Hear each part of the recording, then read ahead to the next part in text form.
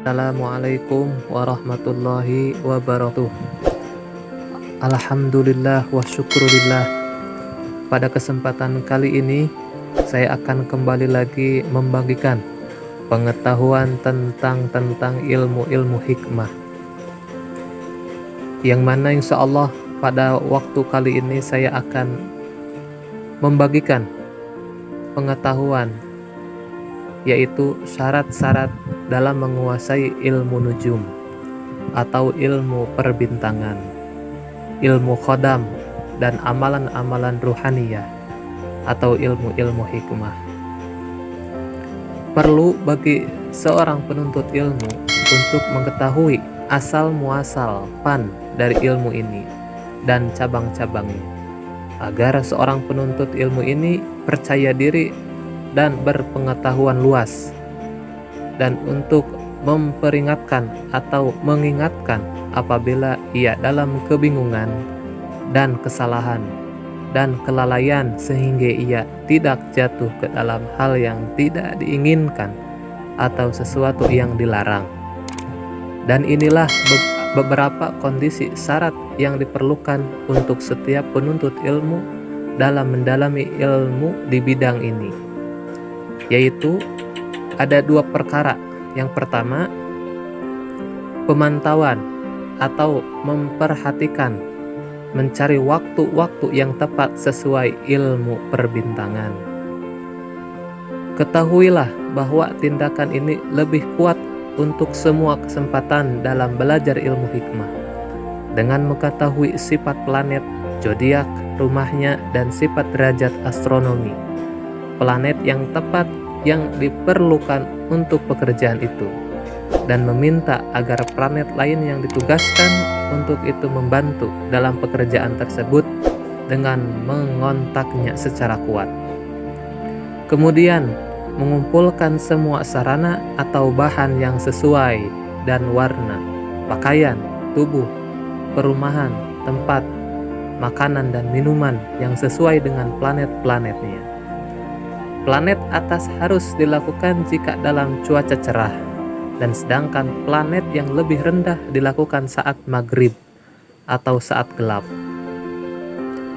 Dan jika Anda tahu seseorang yang mencari orang yang diinginkan dan planetnya menunjukkan itu, maka lakukanlah apa yang menjadi sifat planet ini. Maka jika unsurnya api, maka lakukanlah untuknya sebuah pekerjaan yang berhubungan dengan api, seperti membakar sesuatu. Dan jika unsurnya itu adalah udara, lakukan pekerjaan yang berhubungan dengan udara, seperti menggantungkannya pada anggota badannya, atau pada burung, pada pohon, atau menyemburkannya. Dan jika itu untuk unsur air, lakukanlah untuk itu dengan menggunakan air, seperti menghapusnya dengan air tertentu, menuangkannya, menyiraminya di pintu, membeli makan, minum, atau menyiraminya. Dan jika unsurnya itu adalah tanah, maka lakukanlah baginya pekerjaan yang berhubungan dengan penguburan di kuburan, di bawah tanah, atau di bawah pintu rumah orang yang dicari atau di tempat kumpulnya. Dan jika pekerjaan itu untuk laki-laki, maka tulislah pada jam di planetnya laki-laki dengan garis lurus, dan pada hari individu. Dan jika pekerjaan itu di siang hari, maka planet itu berada di siang hari. Dan jika pekerjaan itu malam, maka planet itu akan menjadi berada pada malam hari dan saat perempuan menentangnya. Waktu planet ini bervariasi sesuai dengan materi yang muncul. Jadi jika itu terbatas pada sebuah planet atau didahului dengan puasa yang menentukan waktunya, karena seseorang yang terikat oleh sebuah planet memperhitungkan kemunculan planet itu dengan keselamatannya dari kutukan dan kelemahannya, waktu naas. Jika itu terlihat pada waktu itu, atau memperhitungkan kemunculan rumahnya atau kehormatannya. Jika tidak muncul pada hari-hari pada malam hari dan dilakukan dalam keadaan puasa, maka sebelum hari-hari terakhir puasa diperlukan, seperti halnya berpuasa pada hari Rabu, Kamis, Jumat, karena harus astrologi pada Sabtu malam setelah ketenangan manusia, orang-orang pada tidur. Karena itu, waktu pengerjaannya adalah malam. Setelah hari terakhir puasa, yaitu hari Jumat, membakar dupa untuk yang terbatas adalah milik planet ini. Juga jika ia menyebutkan kepadanya dupa spesifik, maka itu dan tidak merujuk pada dupa planetnya yang disebutkan di bab dupa masing-masing planet. Yang kedua, yaitu tempat atau lokasi, yaitu mencari tempat yang cocok sesuai perbintangan astrologi. Jika astrologi terbatas pada suatu tempat, misalnya itu di padang pasir, di gua, atau di rumah, atau di atap, atau di istana yang dibangunnya kosong, di kebun-kebun, atau di antara air dan pohon-pohon, atau di tanah kosong dan tanah terlantar tanpa penghuni, maka tempat tersebut bisa dipakai dan tidak menyimpang dari aturan itu. Dan jika tidak ada, Anda bebas melakukannya dimanapun Anda inginkan, asalkan jauh dari keramaian dan suara orang-orang.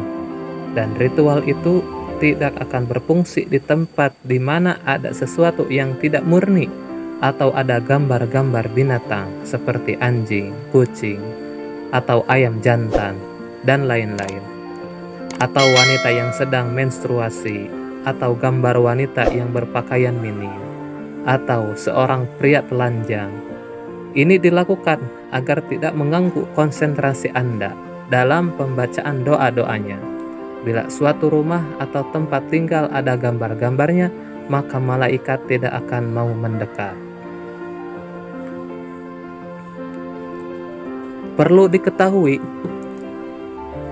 untuk proses pemanggilan khodam, Anda perlu perlindungan, bacaan perlindungan. Banyak orang yang tergiur untuk mendatangkan khodam, setidaknya ingin tahu apa itu khodam. Dan mereka yang ingin mencoba tersebut nekat melakukan istiqdam, mendatangkan khodam dari sebuah amalan tanpa menggunakan perisai atau perlindungan atau pagaran. Istilahnya yaitu tahsin, hirij, hijab, atau hisab. Terlebih dahulu, makanya sering kita dengar ada yang gila setelah melihat atau berjumpa dengan khodam tersebut. Padahal jika kita mengkaji banyak kitab hikmah, semisal Mambaul Usulil Hikmah, Al-Qasam Ar-Ruhani, Jamalul Ahyar, Syamsul Ma'arif Kubra, dan sebagainya, maka akan kita dapatkan para sesepuh tersebut mengajarkan bagaimana melindungi diri ketika mendatangkan khodam sebelum menghadirkan khodam. Anda perlu menguasai beberapa ilmu-ilmu hijab atau tata cara yang lainnya untuk sebagai perlindungan untuk memanggil khodam tersebut.